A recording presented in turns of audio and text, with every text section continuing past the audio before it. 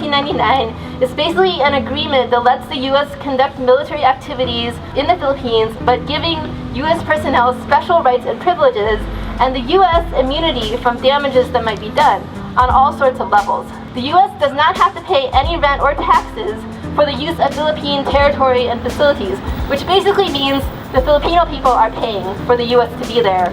If there are any harms to the environment or to people that are caused by combat and non-combat operations, the Philippines is barred from asking for damages or any compensation.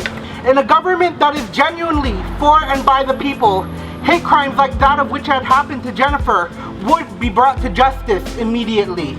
We would live in a society that taught our people to value all human life regardless of gender identity and sexual orientation. So tonight's vigil is not just for Jennifer, but it's for all the LGBTIQ folks who live their lives daily among the looming threat of hate crimes. Countless trans people are victimized in the Philippines and in the US as a result of a system that doesn't value trans lives and that breeds transphobic violence. Like women and the LGBT community, the youth are also vulnerable to state violence. In 2015, it is estimated that 756 billion of government funds will go into foreign military aid, with 40 million going to the Philippine military. Meanwhile, the American youth will have to put up with 1/10 of the military budget for education at 70 billion for 2015. It was extremely triggering to see these hate posts because it reminded me of the time when I shared my story as a transgender, genderqueer person on the front page of the UCLA Daily Bruin. And to this day, I cannot Google my name for hate sites and forums, especially racist, white supremacist, and anti-LGBT sites attack my character and call me mentally ill for going against my biology. Yes, I did struggle with depression, remembering all the friendship lost and bullying since my childhood. But it is not me or transgender people who need to change. It is the society that needs to change. It is the societies that is ill, for it institutionalizes violence and discrimination against trans people, especially trans women.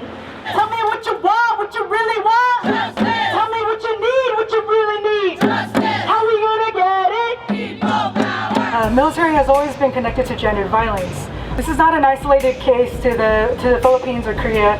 It happens in Okinawa, in the Southwest Asian and North African regions, the Middle East, and all other countries where imperialism and militarism exists. Nothing short of dismantling agreements such as the VFA and SOFA will begin the process of preventing future crimes against women. The VFA, the Visiting Forces Agreement, isn't it funny how they turn words into their opposites? You know, it wasn't. I didn't agree to it. I don't think the people in the Philippines agreed to that agreement. This is one of many examples of why the average person on the street who isn't even that political can say, damn, a U.S. Marine can come to my country, murder one of our people, and completely get away with it? Hell no. A victory for the people anywhere in the world is a victory for us as well.